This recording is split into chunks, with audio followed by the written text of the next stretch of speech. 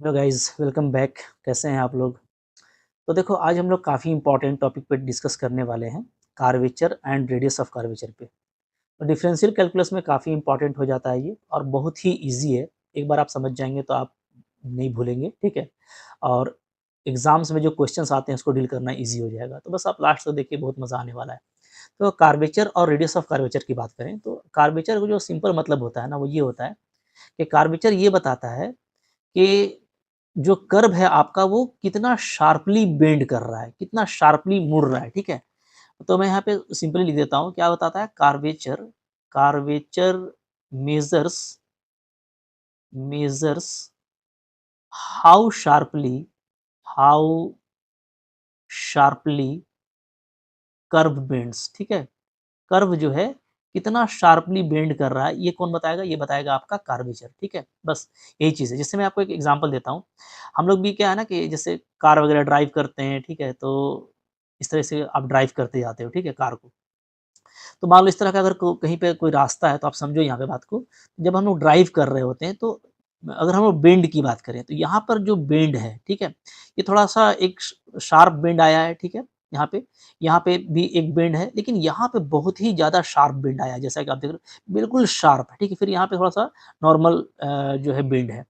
तो आप कह सकते हैं ना कि यहाँ पे जो, हाँ, जहाँ पे सबसे ज्यादा जो शार्प बेंड है वो ये है, ठीक है। तो अगर वहाँ पे अगर मैं सर्कल बनाऊँ ना, तो यहाँ पे बिल्कुल छोटा-सा सर्कल बनेगा, एकदम छोटा-सा, ठीक है, एकदम छोटा-सा सर्कल बनेगा, ये जो बेंड है उसको लेकर के। तो मैं कह सकता हूँ कि जो इस पूरे पाथ में जहाँ पे सबसे बड़ा कर्वेचर है वो यही है। क्योंकि कर्वेचर क्या बताता है कि कितना शार्पली बेंड किया है, तो सबसे ज़्यादा शार्पली यही भी बेंड किया है। तो ये कह सकते हैं कि ये जो है ना, ये ग्रेटेस्ट कर्वेचर है यहाँ पे सबसे बड़ा कर्वेचर आपको मिलेगा। सबसे बड़ा कर्वेचर कहाँ पे मिलेगा? यहाँ पे मिलेगा, ठीक है। उसके कंपेयर में अगर आप इस वाले ट्रैक को देखेंगे, तो यहाँ पे उसके तुलना में क्या है, यहाँ पे जो बेंड है, उस बेंड पे अगर आप सर्कल बनाना चाहोगे तो उससे थोड़ा सा बड़ा सर्कल बनेगा, ठीक है। ओके, यहाँ पे भी आप देखोगे इस बेंड पे तो थोड़ा और बड़ा सर्कल बनेगा। अब जैसे जैसा बेंड होगा वैसा वैसा वहाँ पे सर्कल बनेगा। तो कहीं पर भी बेंड कैसा है और वहाँ पे कार्वेचर कैसा होगा, ठीक है, रेडियस ऑफ कर्वेचर कैसा होगा, ये पता करने के लिए उस बेंड पे आपको क्या करना पड़ता है, एक सर्कल जो है उस बेंड को लेकर के बनाना पड़ता है, ठीक है। तो वहाँ पे जो सर्कल बनता है, इसको लोग बोलते हैं सर्कल ऑफ कर्वेचर। इसके रेडियस को बोलेंगे रेडियस ऑफ कर्वेचर, ठीक है। और ये जो सर्कल है, ये सर्कल ऑफ कर्वेचर कहलाएगा, ठीक है। लेकिन बेंड तय करेगा कि कर्वेचर क्या चीज़ है। तो सबसे बड़ा देखो, तो सबसे बड़ा कर्वेचर वहाँ पे सबसे छोटा सर्कल ऑफ कर्वेचर, वहाँ पे सबसे छोटा रेडियस, ठीक है। तो एक बात आपको समझ के रखना है। और जैसे देखो, स्ट्रेट लाइन की बात करें तो स्ट्रेट लाइन में क्या होता है, कोई बेंड नहीं होता है, नो बेंड, कोई बेंड नहीं होता है, ठीक है। तो अगर हम लोग कर्वेचर ऑफ स्ट्रेट लाइन की बात करें, कर्वेचर ऑफ स्ट्रेट लाइन, ठीक है, कि स्ट्रेट लाइन का कर्वेचर क्या होता है, तो ये आप बोलिएगा जीरो। क्यों? क्योंकि कोई बेंड ही नहीं है। लेकिन बच्चे कंफ्यूज करते हैं, कभी कभार पूछ दिया जाता है क्या, radius of curvature of straight line, radius of curvature of straight line, ठीक है, शॉर्ट में लिख रहा हूं मैं। तो radius of curvature of straight line क्या हो जाएगा, तो ये होगा इन्फिनिटी। समझिएगा, ठीक है। क्योंकि रेडियस ऑफ कर्वेचर की बात करेगा तो अब हम एक सर्कल बनाएंगे जो स्ट्रेट लाइन के बेंड को बताएगा। अब कोई बेंड ही नहीं है, तो हमको तो एक बड़ा से बड़ा इनफाइनाइट रेडियस का सर्कल बनाना पड़ जाएगा, जिसको हम सिर्फ क्या कर सकते हैं, इमेजिन कर सकते हैं, ठीक है। तो इसलिए बड़ा से बड़ा इसका एक रेडियस होगा, इनफाइनाइट रेडियस होगा। इसलिए इसका जो रेडियस ऑफ कर्वेचर होता है स्ट्रेट लाइन का, वो इनफाइनाइट होता है, कर्वेचर जीरो होता है, ठीक है। तो समझ लीजिए बिल्कुल मोहब्बत से, कर्वेचर जो होता है ना, कर्वेचर जो होता है, ठीक है, वो क्या होता है, वो अगर मैं उसको के बोलूं, ठीक है, और रेडियस ऑफ कर्वेचर को अगर मैं आर बोलूं, रेडियस ऑफ कर्वेचर, ठीक है, ये दोनों अलग अलग चीजें हैं, याद रखिएगा, ठीक है। अगर इसको मैं आर बोलूं, ठीक है, तो दोनों में रिलेशन क्या होता है, रिलेशन ये होता है कि के इज इक्वल टू 1/r होता है। यानी जो कर्वेचर होता है ना, वो रेडियस ऑफ कर्वेचर के रेसिप्रोकल होता है, ठीक है। या बोलो कि रेडियस ऑफ कर्वेचर जो है वो क्या है, कर्वेचर के रेसिप्रोकल होता है। यानी जितना बड़ा कर्वेचर होगा, इसका मतलब है कि वहां पे उतना ज्यादा बेंड है, तो वहां पे उतना ही छोटा रेडियस का सर्कल ऑफ कर्वेचर बनेगा, वहां पे उतना ही छोटा आपको रेडियस ऑफ कर्वेचर मिलेगा, ठीक है। ओके, इसको मैं अगर थोड़ा सा और अच्छे से आपको समझाऊं, एग्ज़ाम्पल के साथ में तो और भी मज़ा आएगा। तो सारी चीज़ें समझ लेनी है हम लोगों को, समझ लेंगे तो बहुत मज़ा आएगा, ठीक है? जो-जो चीज़ें मैं आपको बताते जा रहा हूँ, वो आप अगर एक बार रिमेंबर कर लेंगे तो आपको काफ़ी ईज़ी हो जाएगा। जैसे मैं अगर बात करूँ, ठीक है, सर्कल का, तो देखो आप ध्यान दो, ठीक है? ये मैंने एक छोटा-सा सर्कल लिया, ठीक है? इससे बड़ा मैंने एक सर्कल लिया यहाँ पे, ओके? इससे बड़ा एक और सर्कल ले लेता हूँ मैं, ठीक है? तो अ, सर्कल मेरा बड़ा होते जा रहा है, आप देख रहे हो, ठीक है? तो अगर मैं बात करूँ यहाँ पे अ, एक मैं ले लेता हूँ कर्वेचर, सिंपली कर्वेचर, ठीक है? कर्वेचर ले लिया। अच्छा, रेडियस ऑफ कर्वेचर को हम लोग रो से डिनोट करते हैं, ठीक है? तो ये कर्वेचर है सिंपल, इसको मैं के बोल देता हूँ, ठीक है? के, ओके? तो रेडियस ऑफ कर्वेचर को मैं बोलूँगा रेडियस ऑफ कर्वेचर, इसको मैं बोलूँगा रो, इसको हम लोग रो से पहचानते हैं, ठीक है? रो, ठीक है? तो आप इसका देखिएगा ना, तो इसका जो के है, ये क्या है? ये इसका लार्जेस्ट है। इसका छोटा वाला का मैं बात कर रहा हूँ। छोटा वाला का के क्या है? लार्जेस्ट है, यानी ये बड़े से बड़ा कर्वेचर वाला है। इसमें बेंड बहुत ज़्यादा है, मतलब अगर आप कार ड्राइव करोगे ना, तो आपको चक्कर आ जाएगा। जबकि इसकी तुलना में थोड़ा इसमें रिलीफ है, इसका कर्वेचर छोटा है, ठीक है? बेंड इसका थोड़ा-सा उससे रिलैक्स है और इसमें और भी ज़्यादा रिलैक्स है, ठीक है? जैसे-जैसे आप ड्राइव करेंगे, आपको मालूम चल जाएगा। इसका के यानी कर्वेचर इसका काफ़ी लार्जेस्ट है, लेकिन जो इसका रेडियस ऑफ कर्वेचर है ना, वो क्या है? वो है आपका लोवेस्ट, वो आपका सबसे छोटा है, ठीक है? इसका। उसके तुलना में इसका जो के है, वो क्या है? थोड़ा छोटा हुआ है और इसका रेडियस थोड़ा बड़ा हुआ है, ठीक है? इसका कर्वेचर और भी छोटा हो गया, लेकिन रेडियस इसका और भी बड़ा हो गया। तो ये दोनों आपस में उल्टा होता है, याद रखिएगा, k is equal to 1 by rho होता है, ठीक है? रेडियस ऑफ कर्वेचर कर्वेचर के रेसिप्रोकल होता है। कर्वेचर जितना बड़ा होगा, बेंड उतना ही ज़्यादा होगा, लेकिन रेडियस ऑफ कर्वेचर क्या होगा? उतना ही छोटा होगा, ठीक है? और सर्कल के केस में क्या होता है? सर्कल के केस में अगर हम लोग बात करें, तो सर्कल के केस में जितना छोटा सर्कल होगा, ठीक है? Smaller the size of circle, greater will be curvature, ठीक है? तो स्मॉलर सर्कल अगर होगा, स्मॉलर सर्कल का मतलब क्या होगा? इसका मतलब होगा ग्रेटर कर्वेचर। क्या होगा जी? ग्रेटर ग्रेटर कर्वेचर, ठीक है? ओके? और अगर स्मॉलर सर्कल का मतलब हो गया कि रेडियस छोटा होगा, ठीक है? तो अगर सर्कल का रेडियस अगर छोटा है, तो smaller the radius of circle, greater will be curvature, ऐसा आप बोल सकते हो। क्या बोलेंगे? Smaller the radius of circle, the radius of circle, circle greater will be curvature, ठीक है? Greater will be curvature. ये सब चीज़ें जो है ना पूछी जाती हैं, मैंने देखा है बच्चा कन्फ्यूज़ करता है, इसलिए मैं आपको समझा रहा हूँ कि अगर स रेडियस ऑफ सर्कल छोटा है, तो आपका कर्वेचर क्या होगा? वहाँ पे बड़ा होगा, ठीक है? ओके? ये चीज़ें हो गई। और सर्कल के केस में जो रेडियस ऑफ कर्वेचर होता है, radius of curvature of circle, radius of curvature of circle, ठीक है? ये सिंपली क्या होता है? तो ये सिंपली रेडियस ऑफ सर्कल के बराबर होता है, सिंपली कुछ करना ही नहीं है, ठीक है? जो रेडियस ऑफ सर्कल है ना, जस्ट उसके इक्वल कर दीजिएगा। कभी भी आपको कोई सर्कल दिया हुआ हो और उसका रेडियस ऑफ कर्वेचर पूछ रहा हो, तो सिंपली उसके रेडियस के बराबर होता है, ठीक है? तो आई होप अब आपको समझ में आ गया, बस इसका थोड़ा डेफिनेशन वगैरह देख लेते हैं। लेकिन आपको समझ में आ गया कर्वेचर क्या होता है, रेडियस ऑफ कर्वेचर क्या होता है, सर्कल ऑफ कर्वेचर क्या होता है, ठीक है? बट यहाँ पे देखो डेफिनेशन लिखा हुआ है, डेफिनेशन को देख लेते हैं हम लोग, क्या बोल रहा है? मान लो मेरे पास में P और Q दो नेबरिंग पॉइंट है, जैसा कि आपको दिख रहा है यहाँ पे P और Q दो नेबरिंग पॉइंट है, ठीक है? और दोनों पे मैंने एक टेंजेंट डाला हुआ है, ये इस P पर टेंजेंट है और ये Q पर टेंजेंट है, ठीक है? फिर कंसेक्वेंटली मैंने P पे नॉर्मल डाला है और Q पे भी नॉर्मल डाला है, दोनों का नॉर्मल मेरा N पे कट करता है, ठीक है? तो अगर Q P को अप्रोच करेगा, समझिएगा, क्योंकि Q और P नेबरिंग पॉइंट है, ठीक है? बहुत स्मॉल डिफरेंस है दोनों के बीच में। तो अगर Q P को अप्रोच करेगा, तो N समवेयर मेरा C को अप्रोच करेगा, ठीक है? तो यहाँ पे अब ये जो C है, ठीक है? नो डाउट ये क्या कहलाएगा? ये कहलाएगा centre of curvature, centre of curvature कहलाएगा, ठीक है?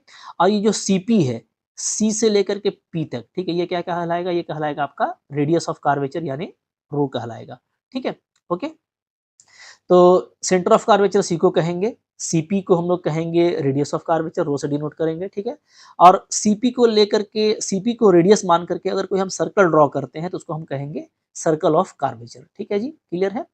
अच्छा, कोई भी कोड खींचेंगे P के थ्रू, तो वो फिर क्या होगा? कोड थ्रू P कहलाएगा, जो कि सर्कल में प्रॉपर्टी होता है, वो सारा सर्कल ऑफ कर्वेचर में भी आ जाएगा, ठीक है? अच्छा, यहाँ पे देखो वही बात लिखा हुआ है, इम्पोर्टेंट है कि द रेसिप्रोकल ऑफ सीपी यानी the reciprocal of radius of curvature is called curvature. Curvature क्या होता है? तो रेडियस ऑफ कर्वेचर के रेसिप्रोकल होता है। बात समझ में आ गई, ठीक है? अच्छा, अब इसका जनरल फॉर्मूला देख लेते हैं हम लोग। जनरल फॉर्मूला देख लेंगे तो हमारा काम करना काफ़ी सिंपल हो जाएगा। तो कुछ एडिशनल चीज़ें यहाँ से मैं हटा रहा हूँ, ठीक है? आपको आई होप ये सारी चीज़ें समझ में आ गई हैं। और मेन इंपॉर्टेंट यहाँ पे समझना ही है, ठीक है, बाकी चीज़ों को आप नोट करते चले जाइएगा तो आपके लिए वो काफ़ी ईजी रहेगा, ठीक है। जैसे देखिए यहाँ पे जो मेन चीज़ है वो ये है कि अगर मैं निकालना चाहता हूँ radius of curvature for the intrinsic curve, तो इंट्रिंसिक कर्व क्या होता है, ये एस और साई के टर्म में होता है, ठीक है। एस क्या है, एस है आपका आर्क लेंथ, ओके, और साई क्या है, साई है angle of tangent with the x axis, ठीक है। तो एस साई के टर्म में जो भी कर्व दिया रहता है वो इंट्रिंसिक कर्व होता है और उसका रेडियस ऑफ कर्वेचर सिंपली होता है क्या, rho is equal to D S by D psi. निकालना काफ़ी आसान है, कभी भूलोगे भी नहीं आप, कैसे मैं आपको बता रहा हूँ, ठीक है। अ, जैसे यहाँ पे आप देखिएगा ना, तो यहाँ पे P और Q अगेन कर्व का 2 नेबरिंग पॉइंट है, ठीक है।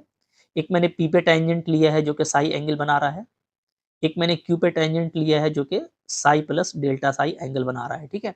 अगर ये साई है, ये साई प्लस डेल्टा साई है, तो नो डाउट ये जो बीच वाला एंगल है ये क्या होगा, ये डेल्टा साई होगा, ठीक है जी। ओके, अगर ये डेल्टा साई है तो कंसेक्वेंटली आपका ये एंगल क्या हो जाएगा, ये भी डेल्टा साई हो जाएगा, एकदम लॉलीपॉप है, ठीक है। कैसे? तो ये भी आप समझ सकते हो कि कैसे, कुछ बच्चों के लिए क्लियर कर देता हूँ मैं। देखो यहाँ पे ना जो शेप बन रहा है वो कैसा बन रहा है, पहले आप ये समझ लीजिए। यहाँ पे शेप देखिए आपका ऐसा बन रहा है, ये आपका शेप है, ठीक है। नॉर्मल से यहाँ पे परपेंडिकुलर इस पे एक परपेंडिकुलर ऐसे है, ठीक है।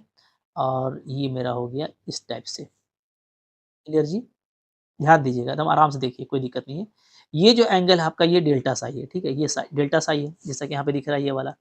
तो ध्यान देना यहाँ पे ये आर है, ये आपका पॉइंट पी है, ये आपका पॉइंट क्यू है, ये आपका एन है। तो यहाँ पे जो यहाँ पे आपको एक क्वाड्रिलेटरल बन रहा है, क्या बन रहा है, एक क्वाड्रिलेटरल, कौन सा, ये N P, P R, Q P, ठीक है, और एन पी, एन क्यू।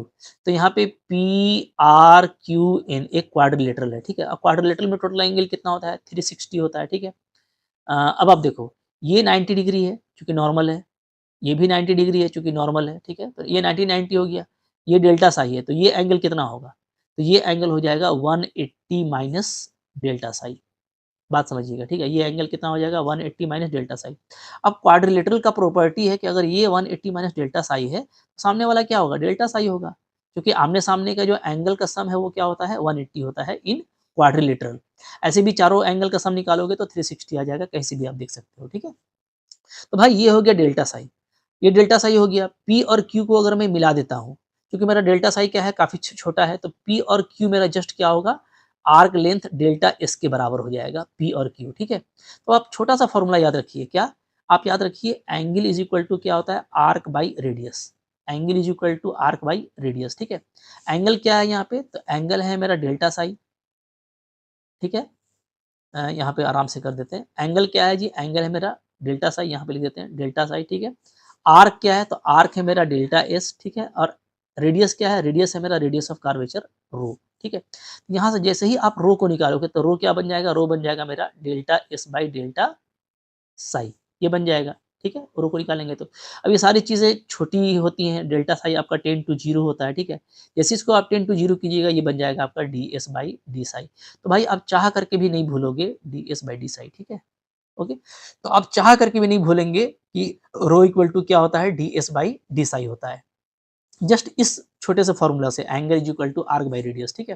हालांकि इसका एक सिस्टमेटिक प्रूफ होता है, थोड़ा लेंदी प्रूफ होता है, मैं उसकी तरफ नहीं जा रहा, मैं बस आपको एक लॉजिक समझा रहा हूँ कि कैसे आपको ये इंट्रिंसिक कर्व के लिए रेडियस ऑफ कर्वेचर हमेशा याद रहेगा कि रो क्या होता है, D S by D psi होता है, ठीक है। Simply angle is equal to arc by radius, arc D S, नीचे में साई, नीचे में रेडियस रो, ठीक है, ये आपका डी साई।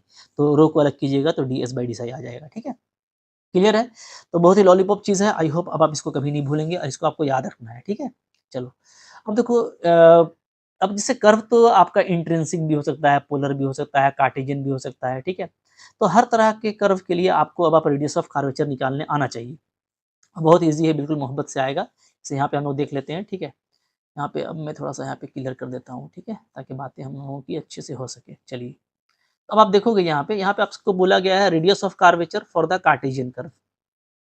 तो कार्टेशियन कर्व कभी कभी भी होगा तो y equal to F X के फॉर्म में होगा, ठीक है। और आपको चाहिए क्या, आपको चाहिए rho is equal to D S by D psi, यानी हमको एस और साई के टर्म में चाहिए। सबसे पहले आप क्या कीजिएगा, आप इसका डिफरेंशिएशन कर दीजिएगा, तो आपको निकल जाएगा क्या, dy बाई डी एक्स, ठीक है। dy बाई डी एक्स क्या होता है, ये एफ डैश एक्स होगा, और एक्चुअली ये tan साई के बराबर होगा, क्योंकि dy बाई डी एक्स आपका स्लोप होता है, और स्लोप जो है वो tan साई के बराबर होता है, जहाँ साई जो है टेंजेंट और एक्स एक्सिस के बीच का एंगल होता है, ठीक है। तो आपको ये मिल गया, तो आपको tan psi equal to dy by D X ये ईजिली मिल जाएगा, कहाँ पे, आपको कार्टेशियन कर्व में, ठीक है।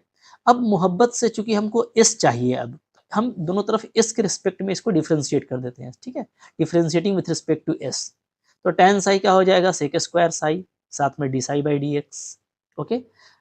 D Y by D X का हो जाएगा डबल ऑर्डर डेरिवेटिव, साथ में D X by D S, चूंकि आप पहले इसको x के रिस्पेक्ट में करेंगे, x के रिस्पेक्ट में करेंगे तब आपको ये डबल ऑर्डर देगा, ठीक है। तो फिर हमको D X by D S करना पड़ेगा।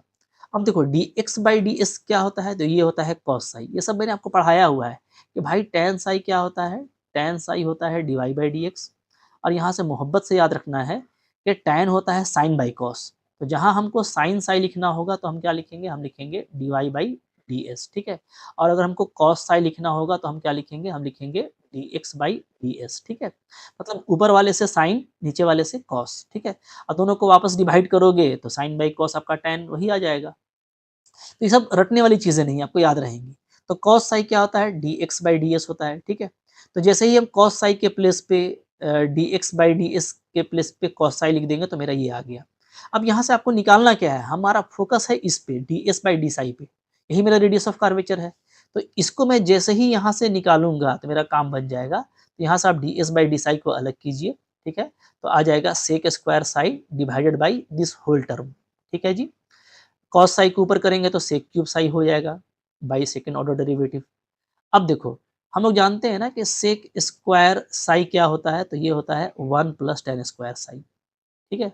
लॉलीपॉप फॉर्मूला है, क्लास 9th का फॉर्मूला है। अब यहाँ से अगर मैं सेक स्क्वायर को हटाता हूँ, ठीक है, अगर मैं स्क्वायर को हटाता हूँ तो स्क्वायर को हटाऊंगा तो क्या हो जाएगा जी, तो यहाँ पे आपका हो जाएगा 1 प्लस टेन स्क्वायर साई का 1/√2, ठीक है। पावर 1/2 आ जाएगा, रूट लग जाएगा। तो अगर मैं सेक क्यूब निकालना चाहता हूँ तो सेक क्यूब साई क्या हो जाएगा, इधर हो जाएगा 3/2, ठीक है। तो यहाँ पे सेक क्यूब साई के प्लेस पे ये वाला आ गया, नीचे में आपका डबल ऑर्डर डेरिवेटिव है, ठीक है। तो मोहब्बत से देखो पूरा फॉर्मूला तैयार हो चुका है कि जो मेरा रेडियस ऑफ कर्वेचर है रो, वो क्या होता है, वो D S by D psi equal to this होता है। रटने का तो जरूरत ही नहीं है, क्योंकि rho equal to D S by D psi आपको याद रहेगा, और ये आपको बिल्कुल मोहब्बत से याद रहेगा, और इसको आप शॉर्ट फॉर्म में याद रखना ऐसे, ठीक है। कैसे, 1 प्लस वाई वन का स्क्वायर का whole power 3/2 divided by y two, ठीक है।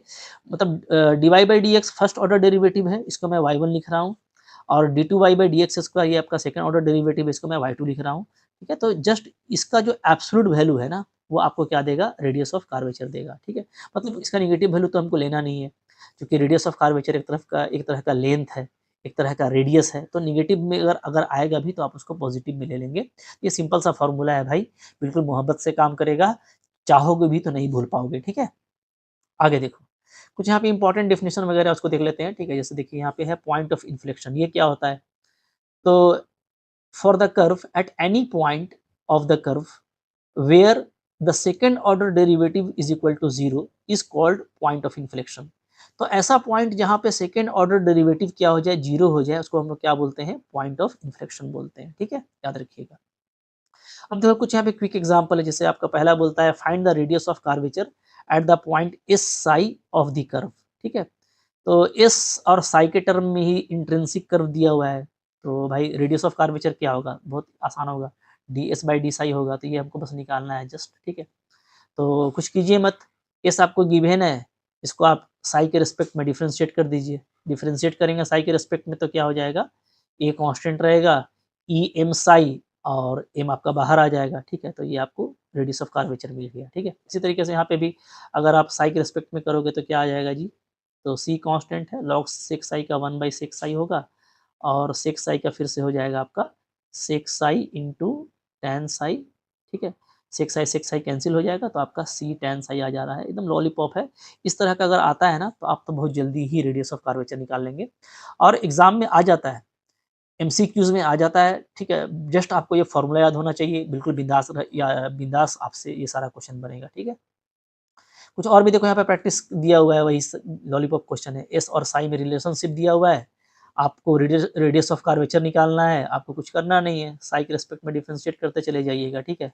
4a कांस्टेंट हो जाएगा, साइन साई का कॉस साई हो जाएगा। तो इस तरीके से आप सारा ही कुछ करके निकाल सकते हो, ठीक है। दमखम नहीं है, ये सब प्रैक्टिस आप कर लेना, ठीक है।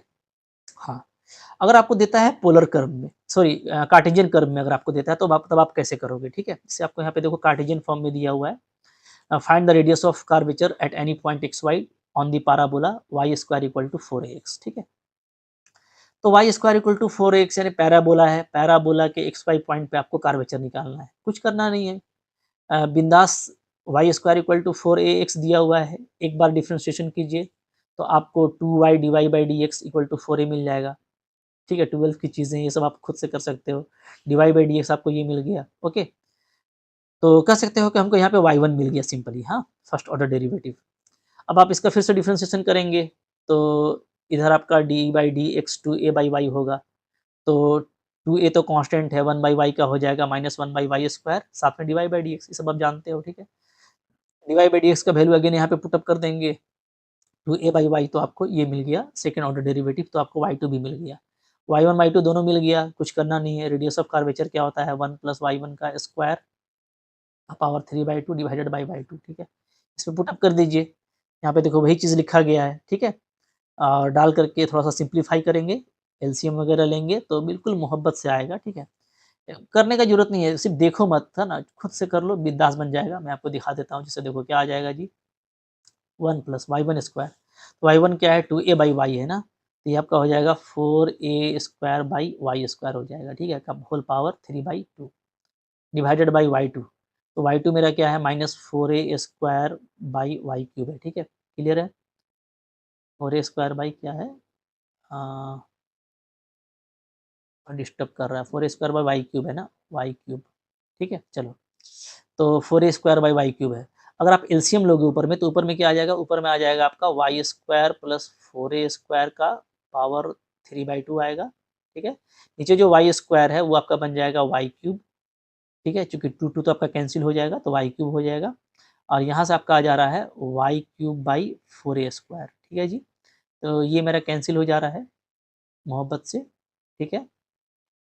अच्छा, माइनस को हटा देंगे ना, चूंकि ये रेडियस ऑफ कर्वेचर है, तो माइनस को ही हटा देते हैं, यहीं पे ले लेते हैं हम लोग एब्सोल्यूट वैल्यू, ठीक है। तो क्या बच गया, तो बच गया, कहानी खत्म हो गया। देखो वाई स्क्वायर हमारा क्या है, 4ax है, चाहो तो इसको आप 4ax लिखो, ठीक है, क्योंकि पैराबोला वाई स्क्वायर आपको गिवन है 4ax है, ठीक है, यहाँ पे देख सकते हो, ओके।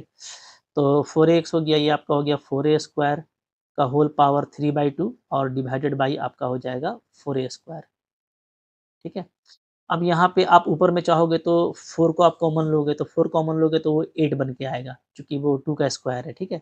और साथ में a का पावर 3/2 को कॉमन ले लीजिए, तो अंदर में बचेगा आपका x प्लस a का पावर 3/2 और नीचे में आपका है 4a स्क्वायर, फिर आप कैंसिल कीजिएगा तो एग्जैक्टली देखो आपको यही चीज़ मिलेगा, exactly 2/√a x plus a का पावर 3/2, ठीक है। यहाँ पे आप देखेंगे 4 टू जा ये कैंसिल हो जाएगा, ए को नीचे लाओगे तो यहाँ पे स्क्वायर रूट ए बचेगा, तो सेम चीज़ आएगा। तो डायरेक्टली खुद से करेंगे तो ज़्यादा ईज़ी लगेगा और बिल्कुल मोहब्बत से बनने वाला है, ठीक है, क्लियर है। इसी तरीके से एक और यहाँ पे प्रैक्टिस है, आपको बोलता है find the radius of curvature at point this, ठीक है, फॉर दिस कर्व, तो आप उसी करके निकाल सकते हो।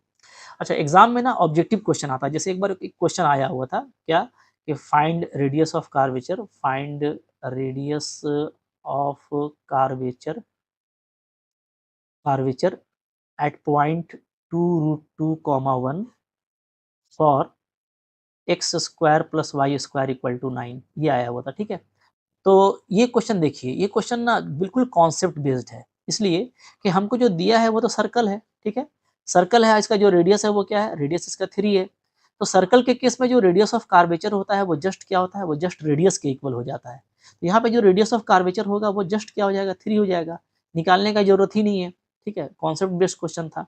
हाँ, कुछ बच्चों ने निकाला, निकालेंगे तब भी वही आएगा, मैं निकाल के भी दिखा देता हूँ। जैसे आपको देखो यहाँ पे दिया हुआ है x square plus y square equal to 9, ठीक है। आप डिफ्रेंशिएशन करेंगे तो क्या आ जाएगा, 2x आ जाएगा, यहाँ पे 2y आएगा, साथ में y1 इक्वल टू इधर 0 हो जाएगा, ठीक है। यहाँ से हमारा x प्लस वाई y1 क्या आ जा रहा है जी, 0 आ जा रहा है, ठीक है। तो y1 को मैं यहाँ से लिख सकता हूँ क्या, माइनस एक्स बाई वाई, ठीक है, ओके। अब हमको इस पॉइंट पे काम करना है 2√2 पे। इस पॉइंट को अगर पुटअप कर देंगे तो सिंपली क्या आ जाएगा यहाँ पे आ जाएगा -2√2, ये मेरा y1 आ गया, ठीक है। फिर से डिफरेंशिएशन करते हैं y2 निकालने के लिए, चूँकि आपको y1 भी चाहिए, y2 भी चाहिए, ठीक है। चूँकि रो मेरा क्या है, तो रो है मेरा रेडियस ऑफ कर्वेचर होता है 1 + y1 का स्क्वायर का पावर 3/2 डिवाइडेड बाई y2, ये होता है, ठीक है। इसको फिर से करेंगे तो x का 1 हो जाएगा, y इंटू y1 का करेंगे तो हो जाएगा y1 इंटू y1 यानी y1 का square plus y into y2 is equal to 0, ये हो जाएगा, ठीक है। यहाँ से y2 मेरा क्या आ जाएगा, y2 आ जाएगा -1 प्लस y1 का स्क्वायर, ठीक है, डिवाइडेड बाई y, ये आ जा रहा है। ओके, तो y2 में निकल गया। इसी पॉइंट पे अगर आप निकालोगे 2√2 पे तो क्या आ जाएगा जी, तो ये हो जाएगा -1 प्लस, ठीक है। y1 का वैल्यू देखो 2√2 आया है, इसका स्क्वायर करेंगे तो 8 हो जाएगा, ठीक है। और y तो मेरा 1 है, पॉइंट में 1 है, ठीक है। ये सिंपली आपका -9 आ रहा है y2। सारा वैल्यू यहाँ पे डाल दीजिए तो क्या आ जाएगा, तो 1 प्लस y1 का स्क्वायर, तो y1 का स्क्वायर अगेन इसका करेंगे तो 8 आ जाएगा। तो 1 प्लस 8 का पावर 3/2 और डिवाइडेड बाई नीचे में -9, चूँकि ये 9 आया है, ठीक है। तो ऊपर में देखो 9 का पावर 3/2 बच रहा है, तो 9 का पावर 3/2 का मतलब क्या हो गया, 3 का स्क्वायर का पावर 3/2, 2 कैंसिल होगा, 3 का पावर क्यूब यानी 27। तो ऊपर में आ जा रहा है 27, नीचे में आ जा रहा है -9, ठीक है, कट के क्या आएगा 3, क्योंकि नेगेटिव तो लेंगे नहीं तो पॉजिटिव लेंगे, तो एग्जैक्टली देखिए वही आ रहा है। इसलिए मैंने कहा कि ये जस्ट कॉन्सेप्ट का खेला था। सर्कल अगर दिया रहेगा तो radius of curvature just radius के बराबर आ जाएगा, ठीक है। और फाइंड आउट भी करेंगे तो वही आएगा, लेकिन सर्कल के केस में फाइंड मत कीजिएगा, डायरेक्ट रेडियस निकाल दीजिएगा, ठीक है। इसी तरीके से देखो पैरामीट्रिक कर्व का भी निकलता है, ठीक है। पेडल कर्व का भी निकलता है, पेडल का हम लोग अगले वाले लेक्चर में कवर कर लेंगे, बट चलो ये एक पैरामीट्रिक कर लेते हैं, ठीक है। क्योंकि पैरामीट्रिक आप पढ़ चुके हो सारा चीज़ 12th क्लास में, ये सब नई चीज़ नहीं है कि अगर पैरामीट्रिक कर्व भी है तो पैरामीट्रिक कर्व होता क्या है कि आपको x जो है वो फंक्शन ऑफ t में होगा तो y function of phi t में होगा, ठीक है। दोनों एक पैरामीटर के टर्म में होगा, दोनों एक ही पैरामीटर के टर्म में होगा, उसको हम लोग बोलते हैं पैरामीट्रिक कर्व, ठीक है। तो x मान लो फंक्शन ऑफ t दिया हुआ है और y मान लो फंक्शन ऑफ फाई t दिया हुआ है, ठीक है। तो हम लोग क्या करेंगे, dy बाई डी निकाल लेंगे इस फॉर्मूला से, dy by D T dx by D T यानी y dash by x dash, ठीक है। इसको आप लोग y1 बाई x1 भी बोल सकते हो, ठीक है, जैसा आपको इजी लगे। y डैश का मतलब यहाँ पे फर्स्ट डेरिवेटिव है, लेकिन चूंकि पैरामीट्रिक फॉर्म है तो इसलिए डैश लगाया जाता है, अगर रेडियल होता तो डॉट लगाया जाता, तो इसलिए यही ठीक है, y dash by x dash याद रखो, ठीक है, क्योंकि यहाँ पे पैरामीट्रिक फॉर्म है इसलिए ऐसे लिखा गया है। अच्छा, फिर सेकंड ऑर्डर डेरिवेटिव निकालेंगे इसका, यहाँ पे हम लोग तो again d by D x लिखेंगे, ठीक है। तो y dash by x dash का करेंगे तो पहले एक्स के रिस्पेक्ट में करेंगे, तो यहाँ पे आपको देखो यू बाई भी के फॉर्म में ये चला आ जाएगा, ठीक है। और साथ में D T by D X, तो D T by D X चूँकि D X by D T मेरा एक्स डैश है, तो D T by D X क्या हो जाएगा, 1 बाई एक्स डैश हो जाएगा। सिंप्लीफाई कीजिएगा तो ये आ जाएगा। तो हमको देखो हमको फर्स्ट ऑर्डर डेरिवेटिव मिल गया है, यानी हमको y1 मिल गया है, ठीक है। और हमको यहाँ पे जो है सेकंड ऑर्डर डेरिवेटिव हमको y2 मिल गया है, y1 y2 मिल गया है, तो भाई रेडियस ऑफ कर्वेचर सिंपल ही होता है ये, इसमें आप पुट अप कर दीजिएगा, बिंदास आ जाएगा। तो अगर पैरामीट्रिक कर्व भी दिया है, ठीक है, क्या हो गया भाई, इसको ठीक कर लेते हैं, चलो। तो अगर आपको यहाँ पे पैरामीट्रिक कर्व भी दिया है ना, तो पैरामीट्रिक कर्व में भी आप इस फॉर्मूला के हेल्प से आसानी के साथ में रेडियस ऑफ कर्वेचर निकाल सकते हैं, ठीक है, ओके। और अगर आपको याद रखना है पैरामीट्रिक कर्व का अलग से याद ही रखना है तो याद भी रख सकते हो, जैसे देखो यहाँ पे इसमें पूरा पुटअप कर देंगे, थोड़ा सिंप्लीफाई कर देंगे हम लोग, तो हम लोगों का जो रेडियस ऑफ कर्वेचर आ रहा है वो ये आ रहा है, ठीक है।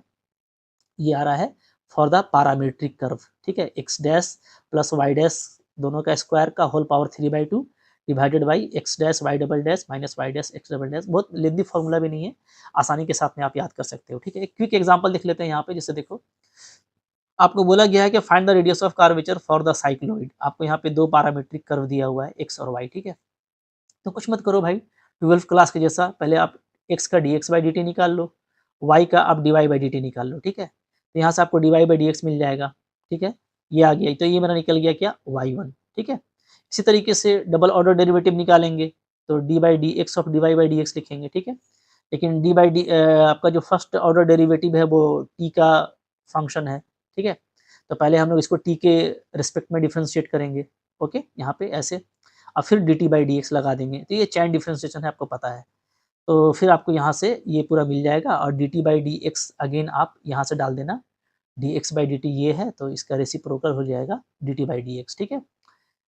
1 प्लस कॉस टी का फॉर्मूला अप्लाई कर देंगे, 2 cos square T by two, simplify करेंगे तो हमको ये मिल गया, पूरा y2 मिल गया, ठीक है, ओके। तो y1 y2 दोनों मिल गया, तो बस सिंपली रेडियस ऑफ कर्वेचर में पुट अप कर दीजिए, ठीक है, सिंप्लीफाई कर दीजिए तो वही चीज़ आएगा। तो भाई मैं ये बोलना चाह रहा था ना कि मुश्किल नहीं है, आप कैसे भी करके देखो आपको एक ही चीज़ मिलने वाली है, ठीक है। हाँ, इसको अगर आप पैरामीट्रिक फॉर्म से निकालना चाहते हैं तो वही x डैश तो आपने निकाला ही था dx बाई dt, फिर से आप इसको t के रिस्पेक्ट में डिफरेंशिएशन कीजिएगा तो x डबल डैश आ जाएगा, ठीक है। तो आपको इसी का डिफरेंशिएशन करेंगे तो हमको मिल जाएगा माइनस a sin t, ठीक है।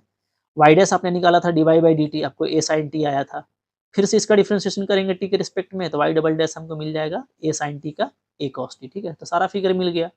तो अगर डायरेक्टली आप पैरामीट्रिक कर्व का रेडियस ऑफ कर्वेचर यूज़ कीजिएगा तो इसका फॉर्मूला ये होता है, ठीक है। अब यहाँ पे x डैश और y डैश का वैल्यू पुट अप कर दो। x डैश आपका आया है क्या, a1 प्लस कॉस टी, ठीक है, इसको इसका स्क्वायर हो जाएगा। फिर y डैश आया है a sin t, इसका स्क्वायर हो जाएगा, ठीक है, का पावर 3/2 और नीचे में x dash y double dash, तो ये आ जाएगा, ठीक है। y dash x double dash ये आ जाएगा, सिंप्लीफाई करेंगे तो एग्जैक्टली वही सेम चीज़ आएगा जो आपका ऊपर में आया था, ठीक है। तो क्वेश्चंस जब करते हैं ना तो हमको एमसीक्यूज़ में ज़्यादा इम्पोर्टेंट होता है कि आपको एक पॉइंट देता है। अगर जनरल पॉइंट देगा तब तो आपको ऐसे ही करना पड़ेगा, लेकिन अगर आपको पॉइंट देगा तो वहाँ पे और भी सिंप्लीफाई करना ईज़िली होता है, जो हम लोग क्वेश्चंस करेंगे तो देखेंगे, ठीक है। तो इसके बाद बहुत important pedal form of the curve होगा, वहाँ पे कैसे निकाला जाता है कर्वेचर, क्या रिलेशनशिप्स वगैरह होता है उसको भी देखेंगे। तो नेक्स्ट लेक्चर भी काफ़ी इंपॉर्टेंट रहने वाला है, लेकिन आई होप आज आपको कर्वेचर समझ में आ गया होगा। कर्वेचर, रेडियस ऑफ कर्वेचर में क्या फ़र्क है ये समझ में आ गया होगा, कैसे फाइंड आउट करते हैं, क्या रिलेशन है, मैंने समझाने का कोशिश किया। आई होप आपको अच्छा लगा होगा, तो भाई लाइक ज़रूर कीजिएगा। चैनल पे अभी तक नए हैं तो सब्सक्राइब करके रखिए, 1 टू 1 सारा कंटेंट अवेलेबल है यहाँ पे, ठीक है। अगर आप मेरा कोर्स बाय करना चाहते हैं सिस्टमैटिक पढ़ने के लिए तो आप MSc लर्न ऑनेस्टली, ठीक है, ये आप मेरा ऐप डाउनलोड कर लीजिए।